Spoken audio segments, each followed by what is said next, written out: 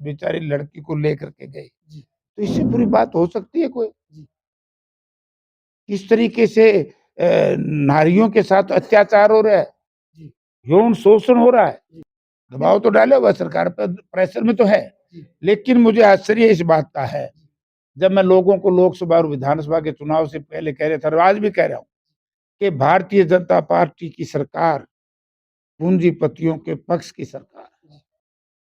अब अगर इस सरकार को थोड़ी सी भी शर्म आनी हो, हरियाणा सरकार और ठगी देश की जनता के साथ की है, अब जनता अपने आप को लूटा सा महसूस कर रही है, इसलिए देश और प्रदेश की सरकारों को जनता माफ नहीं करेगी। नमस्कार, मैं हूं आपके साथ अंजना और आप देख रहे हैं एक्टिव इंडिया न्यूज। आइए बढ़ते हैं इस वक्त की बड़ी खबर की ओर। पहले मुद्दा यह कि 75% हरियाणा की बात करूं तो आपको उसके अंदर आपको पता है कि श्रेणी में डाला है कि निम्न श्रेणी में, यानी कि बेरोजगारी चरम पे है, महंगाई की मार लगातार जारी है और फिर भी सरकार बोल रही है कि हमने बिना खर्च बिना पर्ची नौकरी लगाई। देखिए, हमारी पार्टी, हमारे नेता तो भूपेंद्र सिंह हुड्डा और हमने, जी हुड्डा साहब ने असेंबली में, जी हमने ये मामला बार बार केंद्र सरकार के ध्यान और हरियाणा सरकार के ध्यानार्थ किया कि एक तरफ तो कहते हैं कि हरियाणा में जो बेरोजगारी जी के बारे में कांग्रेस पार्टी कहती है कि वो आंकड़े सही नहीं, दूसरी तरफ इन्होंने खुद 75% लोगों को बीपीएल को मान लिया, बिलो पॉवर्टी लाइन। अब बिलो पॉवर्टी लाइन इतने लोग हैं तो इसका मतलब रोजगार नहीं है, डेवलपमेंट नहीं है। जब डेवलपमेंट नहीं है, यही बात हम कह रहे हैं कि पहली बात तो रोजगार नहीं है, जी और जो रोजगार थोड़ा मोटा सरकार देती है जी उसमें एक बड़ी भारी बेईमानी है। जैसे कौशल रोजगार निगम के तहत रोजगार मिलता है, उसमें ना रिजर्वेशन है, ना दलित समाज को, शेड्यूल्ड कास्ट को रिजर्वेशन है, ना बैकवर्ड क्लासेस के लोगों को, ना स्पोर्ट्स पर्सन को, ना एक्स सर्विसमैन को, मतलब यानी कि कोई भी रिजर्वेशन इसमें नहीं। और इसमें तो एक ही रिजर्वेशन है, वो है इधर से दो जी और इधर से नौकरी लो। जी ये भ्रष्टाचार नहीं तो क्या है? आज हरियाणा प्रदेश में भ्रष्टाचार चरम सीमा पर है, नौकरियों की बोली लग रही है, और कितने ही ऐसे उदाहरण हैं। एक कोई वैकेंसी अगर सरकारी अदारे में निकलती है, एचपीएससी से, एसएससी से, तो नौकरी बिकती है, तभी तो लोग पैसे ले रहे हैं। भाजपा के कितने ही लोग, इनके कार्यकर्ताओं के खिलाफ थाने में पर्चे दर्ज हुए हैं, जिन्होंने ना पैसे दिए ना नौकरी लगवाई। और आज तो बहुत बुरी हालत है। जो मैंने कल का दैनिक ट्रिब्यून पढ़ा है, तो उसमें जो मामला भाजपा के अध्यक्ष के साथ हो रहा है, उसमें जो लिखा है कि नौकरी का बहाना दे करके उस बेचारी लड़की को लेकर के गए, तो इससे पूरी बात हो सकती है कोई? किस तरीके से नारियों के साथ अत्याचार हो रहा है, यौन शोषण हो रहा है। बाकी तो फैसला अदालत करेगी, लेकिन जो चल रहा है इसका मतलब गड़बड़ है, दाल में काला है। नहीं, जब बिना पैसे नौकरी है ही नहीं। जब बात अदालत की करते हैं तो मैं बता दूं कि 3 मामले, चाहे पहलवानों के साथ में यौन शोषण हो, चाहे उसके बाद में संदीप सिंह जो खेल मंत्री था उसके ऊपर भी यौन शोषण के आरोप लगे, उसकी भी इंक्वायरी अभी चल रही है। तो आप अदालत का फैसला का इंतजार करोगे तो बडोली साहब को भी मुझे लग रहा है कि 2-3 साल लग जाएंगे। चलो, तो देखो, फैसला तो पहले तो उसकी जांच होनी चाहिए और शीर्ष अदालत से इसकी जांच होनी चाहिए। मामला एक आम आदमी का नहीं है, मामला एक पार्टी से जुड़ा हुआ है, और पार्टी का वो संवैधानिक पद होता है प्रेसिडेंट। तो ये फैसला जल्दी होना चाहिए ताकि दूध का दूध और पानी का पानी हो जाए, जनता को असलियत का पता लगे। सर, जब किसान आंदोलन हुआ था तो सरकार ने एमएसपी को लेकर काफ़ी गंभीरता दिखाई थी और सीधे तौर पे काले कानूनों को लेकर प्रधानमंत्री ने भी माफ़ी माँगी थी। लेकिन उसके बाद में 1 साल गुज़रा, 2 साल गुज़रा, उसके बाद आपका भी मैं पोस्ट देखता हूँ कि डल्लेवाल जी को लेकर मैं बोल रहा हूँ। आज 53 दिन हो गए कि धरने पे बैठा हुआ है, लेकिन सरकार, चाहे पंजाब सरकार हो, चाहे केंद्र सरकार हो, इस मामले को लेकर गंभीरता नहीं दिखा रही है। तो कहीं न कहीं लग रहा है कि एमएसपी को लेकर सरकार गंभीर नहीं है। नहीं, सरकार ने और सरकार के एग्रीकल्चर मिनिस्टर ने तो सदन में कह दिया, हमने हाई नहीं भरी।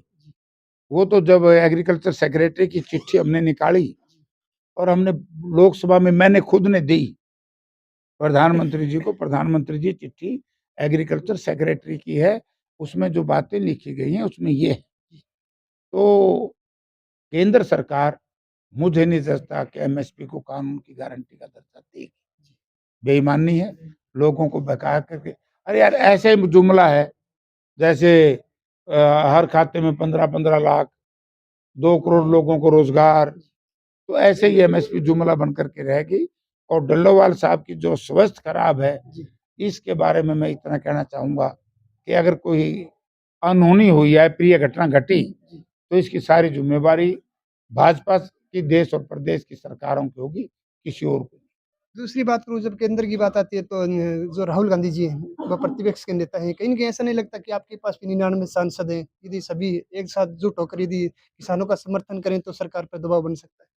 करे तो है, जी, हमने तो उठाया मामला, जी, दबाव तो डाले हुआ सरकार पर, प्रेशर में तो है। जी, लेकिन मुझे आश्चर्य इस बात का है, जब मैं लोगों को लोकसभा और विधानसभा के चुनाव से पहले कह रहा था, और आज भी कह रहा हूं, कि भारतीय जनता पार्टी की सरकार पूंजीपतियों के पक्ष की सरकार है। अभी मैंने जो मेरे पास एक सूचना है,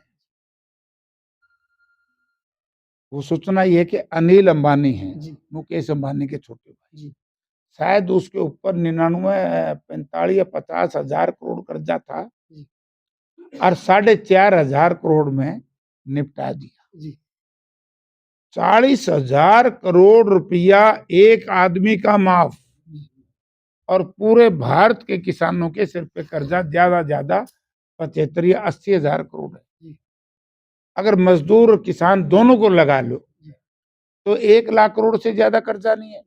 एक एक परिवार के 50-50,000 करोड़ केंद्र सरकार माफ कर रही है। किसान और मजदूर को इस सरकार से कोई न्याय या कोई चीज मिलने की आशा नहीं है। सर, आप हिसार में आते हो और जन समस्याएँ सुनते हो, तो मुझे ये काफ़ी मात्रा में आप देख पा रहे हो कि आए हुए हैं, किसान भी आए हैं, ग्रामीण भी आए हैं। तो कौन-कौन सी समस्या अहम लग रही हैं, जिससे निपटारा जल्दी से जल्दी हो जाए और आम जनता को जल्दी से जल्दी इन सुविधाओं का फ़ायदा हो?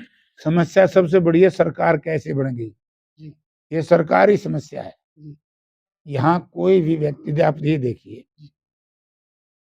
बिजली विभाग को ले लीजिए, इतने अनाप शनाप बिल हैं। एक एस्टीमेट कल ही मंगवाया, वो आया 7.5 लाख का, और 1 महीना पहले उन्होंने उसी लोगों ने एस्टीमेट दिया 2,500 का, ये आया 7,000। ये तो भ्रष्टाचार फिर वही है। ये तो मैं क्या सुनो, उन्होंने पूछो तो क्या है इनका नाम, नायब सैनी जी ने, वो बताएंगे। वो तो कहते हैं ना खर्ची ना पर्ची। मैं ये कह रहा हूँ कि जो नौकरी यहाँ बिकती है हरियाणा में, एक आदमी मुझे नहीं लिया कह सकता कि बिना पैसे को नौकरी लग रही। जी, एमएसपी की बात इन्होंने कही थी, चीफ मिनिस्टर साहब ने खुद कही थी। एक बहुत बड़ा घोटाला है, यानी कि 2320 रुपये शायद एमएसपी है धान के ऊपर, ते ते तो 2320 है। और 2320 में से ये समझो कि 16, 1700, 1800, 2000 से ऊपर जी, 1% बिकी है, जी, बाकी सारी। और किसान के खाते में पूरी पेमेंट कर दी जी, 2320 की। हुँ, किसान से फिर वापस पैसा लिया आड़तियों के थ्रू। हुँ, तो ये बहुत बड़ा घोटाला है। तो इसलिए सरकार में समस्या है। आप पटवारी कल दिखा दिए 70 370, वो भ्रष्ट है। मतलब ये आपको नहीं लग रहा कि जोक टाइप हो रहा है, मज़ाक हो रहा है? सरकार ही घोषित कर रही है कि ये भ्रष्ट है। यही सरकार ड्रामा है। जी, इसको कहते हैं इवेंट्स मैनेजमेंट। हुँ, इनके पास, इनका पहले कुछ नहीं है करने को, इवेंट्स मैनेजमेंट है। इवेंट्स मैनेजमेंट का मायना है कि पटवारियों को तो इन्होंने कह दिया कि वे भ्रष्ट है। हुँ, कौन अथॉरिटी थी, हुँ, किसने पैसा दिया, जी, कहाँ से पैसा आया, जी, जब ये पैसा ले रहे थे तो इनका खुफिया विभाग या इनका जो एंटी करप्शन ब्यूरो हुँ, के लोग क्या कर रहे थे, सॉरी। ये और फिर उसमें बेईमानी। हुँ, अब अगर इस सरकार को थोड़ी सी भी शर्म आनी हो, हरियाणा सरकार, पटवारी के पीछे तो जाति लिख दी। हुँ,